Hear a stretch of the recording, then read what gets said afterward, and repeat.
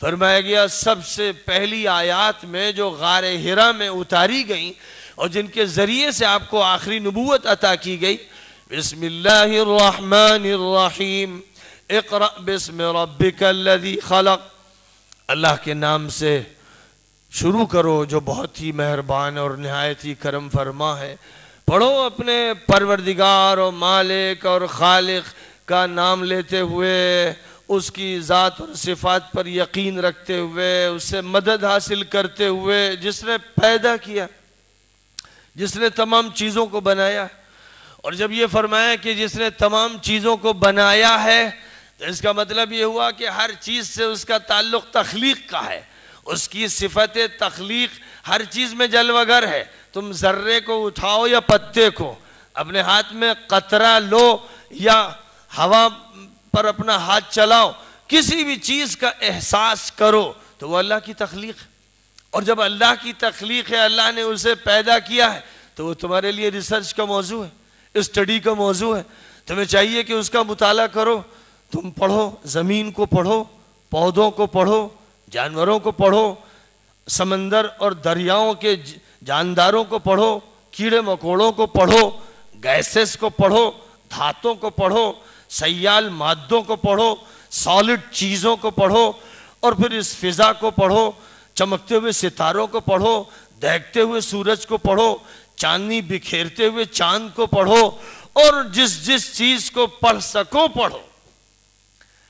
یہ بات اللہ تعالیٰ نے نہ صرف یہ کہ اس آیت کریمہ میں فرما دی، بلکہ ایسے لوگوں کی تعریف فرمائی جو پوری دنیا کو پڑھنے کا موضوع بناتے ہیں، جو پوری دنیا، پوری کائنات پر ریسرچ کرنے میں لگے رہتے ہیں، ان کی اللہ تعالیٰ نے تعریف فرمائی۔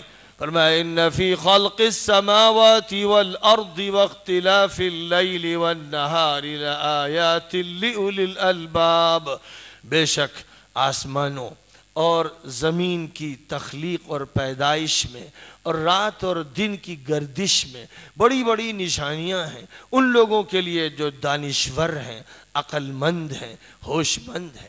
وہ کون لوگ ہیں؟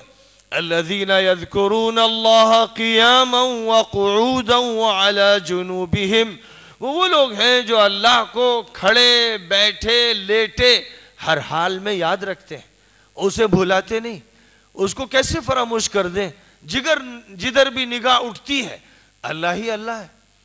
پتے میں اللہ کا جلوہ، ذرے میں اللہ کا جلوہ، پانی کے قطرے میں اللہ کا جلوہ، ہوا کی لہر میں اللہ کا جلوہ، پھول کی پنکھڑی میں اللہ کا جلوہ، انسان کے حسن میں اللہ کا جلوہ، گلاب کی رنگت میں اللہ کا جلوہ، اور کھجور کی مٹھاس میں اللہ کا جلوہ۔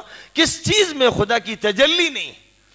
وَفِي كُلِّ شَيْءٍ لَهُ آیَةٌ تَدُلُّ عَلَىٰ أَنَّهُ وَاحِدُ، ہر چیز میں اللہ کی نشانی ہے جو بتا رہی ہے کہ اللہ ایک ہے۔ تو فرمایا کہ ایسے لوگ جو اس نقطۂ نظر سے چیزوں پر غور کریں گے وہ کیا غافل رہ سکتے ہیں؟ ظاہر ہے کہ کسی یونیورسٹی کے کسی بھی ڈپارٹمنٹ میں جو پروفیسر لیکچر دے رہا ہے وہ اللہ سے غافل رہ سکتا ہے؟ اگر اس کا ہوش حواس بحال ہے، اگر اپنی جڑ سے وہ جڑا ہوا ہے، اگر اس کو مسخ نہیں کیا گیا ہے، اگر اس کی مینٹیلیٹی کو خراب نہیں کیا گیا ہے، اگر اس کے مذہب پر ڈاکہ نہیں ڈالا گیا ہے، اگر اس کی عقل کو اغوا نہیں کیا گیا ہے، اگر اس کے کورس اور اس کی کتاب اور اس کی معلومات کو بگاڑا نہیں گیا ہے، تو ظاہر ہے کہ وہ ایک منٹ کے لیے اللہ سے غافل نہیں ہو سکتا۔ وہ جس موضوع پر بھی ریسرچ دے گا، انجینئرنگ کا سبق ہوگا، میڈیکل سائنس پڑھا رہا ہوگا، کیمسٹری یا فزکس پڑھا رہا ہوگا، ہسٹری پڑھا رہا ہوگا، سوشولوجی پڑھا رہا ہوگا، جس موضوع کو ڈیل کر رہا ہوگا، ٹیکل کر رہا ہوگا، جس کو موضوع اپنے لیکچر کا بنا رہا ہوگا، اس موضوع کی ہر لکیر میں اور لکیر کے ہر لفظ میں اور لفظ کے ہر حرف میں خدا کا جلوہ پنہا ہے، تو کیسے غافل ہو سکتا ہے؟ جو غافل ہوتا ہے اللہ سے وہ صحیح معنی میں انسان بھی نہیں ہوتا ہے۔ اسکالر تو کیا ہو، پروفیسر تو کیا ہو، وہ صحیح معنی میں انسان بھی نہیں ہوتا ہے، کیونکہ اس نے اپنے دماغ کو معطل کر دیا ہے۔ وہ پیٹ بھرنے والی مشین ہے، وہ خواہشات والی ایک مشین ہے، اس سے زیادہ اور کچھ نہیں ہے۔ اس میں اور عام جاندار میں کوئی فرق ہی نہیں. وہ صرف اپنے ان محرکات کی بنیاد پر جو خواہش پر مبنی ہیں، بھوک پر مبنی ہیں، پیاس پر مبنی ہیں، جسمانی ضروریات پر مبنی ہے، بس یہی اس کے محرکات ہیں. انہی محرکات کی وجہ سے وہ آگے جاتا ہے، پیچھے ہٹتا ہے، تنخواہ کے لیے کلاس جاتا ہے اور تنخواہ کھانے پینے کے لیے لیتا ہے، اور کھانا پینا اپنے جسم کی ضروریات کے لیے اختیار کرتا ہے. تو بس جینے کے لیے کماتا ہے اور پھر جینے کے بعد موت کے حوالے ہو جاتا ہے.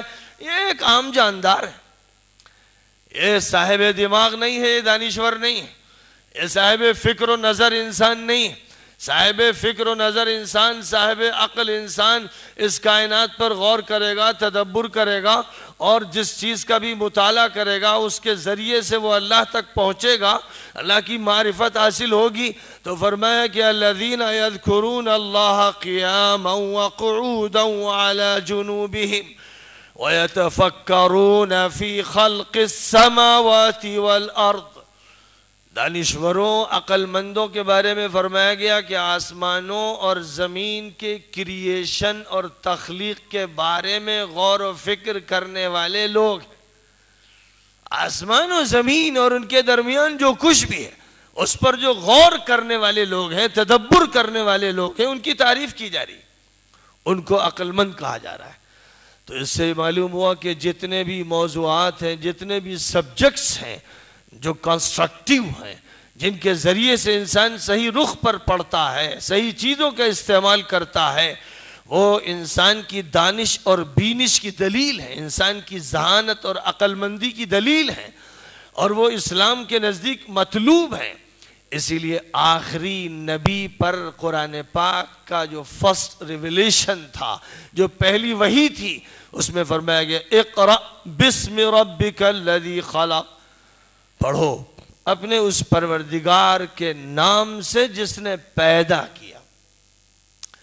خلاق کو پڑھو، اور خلاق کو پڑھنے کا مطلب اس کی تخلیقات کو پڑھو، کیونکہ اس کی تخلیقات کے ذریعے، اس کی جو چیزیں اس نے پیدا فرمائی ہیں ان کے ذریعے اس تک پہنچنے کی کوشش کرو.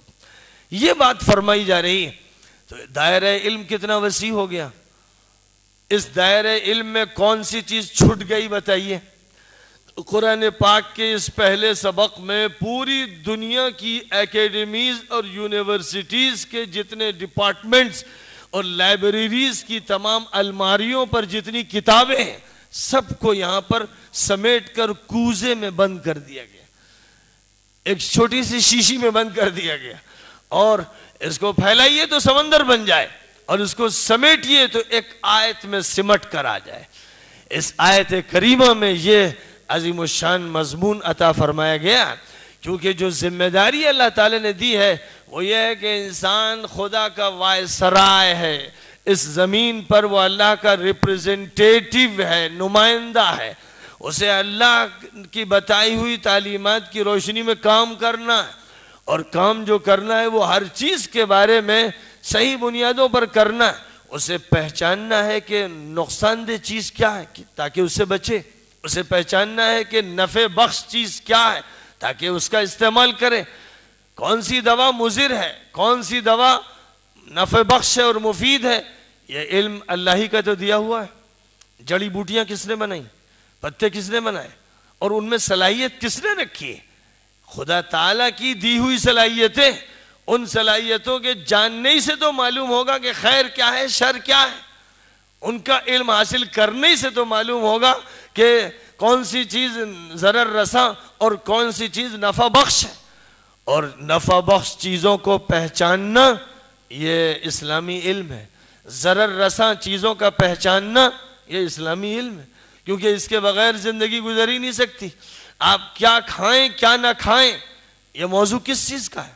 ظاہر ہے کہ اس کا تعلق اس دنیا کی مادی چیزوں سے ہے، اور ان مادی چیزوں کا علم حاصل کیے بغیر حلال و حرام کی تمیز نہیں ہو سکتی. جب تک آدمی چیزوں کو نہیں جانے گا فیصلہ نہیں کر سکے گا، رائے نہیں قائم کر سکے گا. اس لیے تمام چیزوں کے بارے میں دونوں پہلو پازیٹیو اور نگیٹیو جاننا ضروری ہے. یہ پازیٹیو پہلو ہے اور یہ نگیٹیو ہے. نگیٹو سے بچنا ہے، پازیٹیو کو اختیار کرنا ہے۔ ایک پہلو ڈسٹرکٹیو ہے اور ایک کنسٹرکٹیو ہے۔ کنسٹرکٹیو پہلو کو اختیار کرنا ہے، ڈسٹرکٹیو سے بچنا ہے۔ بغیر علم کا کیسے ہوگا؟ ظاہر ہے کہ اس سے معلوم ہوا کہ ہر چیز کا علم حاصل کرنا پڑے گا، کھانے کی چیزوں کا، پینے کی چیزوں کا، پودے جو لگانے ہیں ان کا، دواؤں کا، جڑی بوٹیوں کا، جو گیسز ہیں، آکسیجن کہاں سے کیسے ملتا ہے، اور جو چیزیں مضر ہیں انسان کے پھیپھڑے کے لیے وہ کیا ہیں۔ علم میں فرق کیے بغیر صحیح چیز کا لینا اور غلط چیز کا چھوڑنا ممکن ہی نہیں۔ اب یہ معلومات آپ کو چاہے کسی کے ذریعے مل جائیں یا براہ راست آپ کے ذریعے آپ ان معلومات کو حاصل کریں، چارے کار نہیں ہے ان معلومات کے بغیر، اور ہر انسان ان معلومات کا محتاج ہے۔ اب فرق یہ ہوتا ہے کہ یہ معلومات اس طرح حاصل کی جائیں کہ ان کا تعلق مالک سے نہ ہو، خالق سے نہ ہو، پھر کس سے ہوگا؟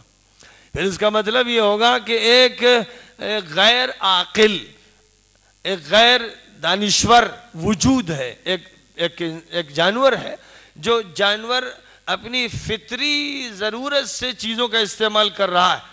ایک بکری بھی بہت زبردست ریسرچ اسکالر ہے، اس کے سامنے بہت سے پتے لا کے رکھ دیجئے، جو اس کی غذا ہے اسی پتے پہ وہ منہ مارے گی، وہی پتے کھائے گی۔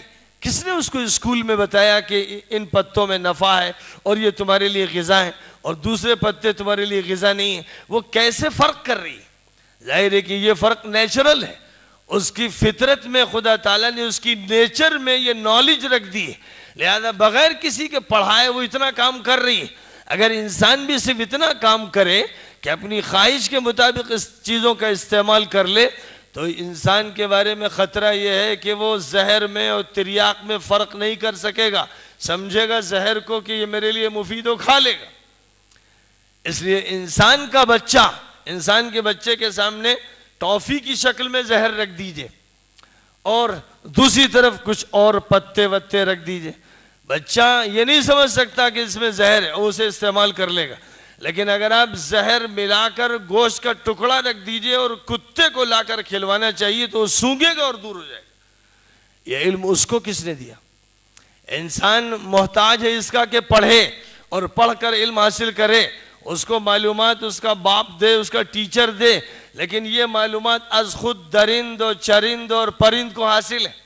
پرندے اپنے دانے خود چگ رہے ہیں اپنے علم کی بنیاد پر، اور چرند اپنا چارہ خود استعمال کر رہے ہیں اپنے علم کی بنیاد پر، اور درندے اپنے استعمال کی چیزیں استعمال کر رہے ہیں اپنے علم کی بنیاد پر، اور انہیں دھوکہ نہیں ہو رہا ہے۔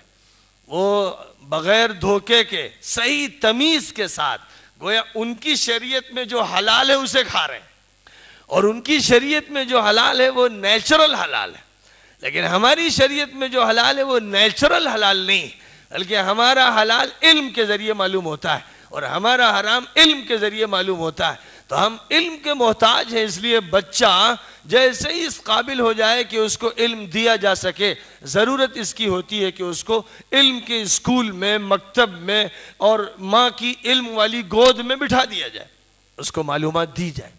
یہاں سے دھیرے دھیرے اس میں تمیز پیدا ہوتی ہے، شعور پیدا ہوتا ہے، وہ فرق کرنے لگتا ہے، چیزوں کو پہچاننے لگتا ہے، اور جس طرح کا علم دیا جائے گا ویسے ہی اس کے نتائج سامنے آئیں گے۔ آج تعلیم کے نام پر بڑی تباہی بھی مچ رہی ہے۔ اسکولوں میں بچوں کو یورپین کنٹریز میں سیکسول ایجوکیشن دی جا رہی۔ ابھی جو کچے بچے ہیں جن میں ابھی شعور بھی نہیں پیدا ہوا، وہ بے عقل اور بے دانش انسان جن کے یہاں ایڈز کا مرض پھیل گیا اور جو کینسر کے شکار ہو گئے اور جن کی فیملی لائف تباہ ہو کے رہ گئی اور جن کے یہاں مادر پدر آزاد معاشرہ قائم ہو گیا اور جن کے یہاں بہو بیٹی میں کوئی تمیز نہیں رہ گئی اور جن کے یہاں سور کا گوشت کھاتے کھاتے انسان سور بن گئے اور معاشرہ کرپشن کا شکار ہو گیا، وہ اپنے ننھے منھے بچوں کو بھی سیکس سکھا رہے ہیں کہ غلط استعمال سیکس کا نہ کریں۔ مشرقی معاشرے میں ہماری سوسائٹی میں کبھی اس کی ضرورت نہیں رہی، کیونکہ بچوں کی اچھی تربیت ہوتی ہے۔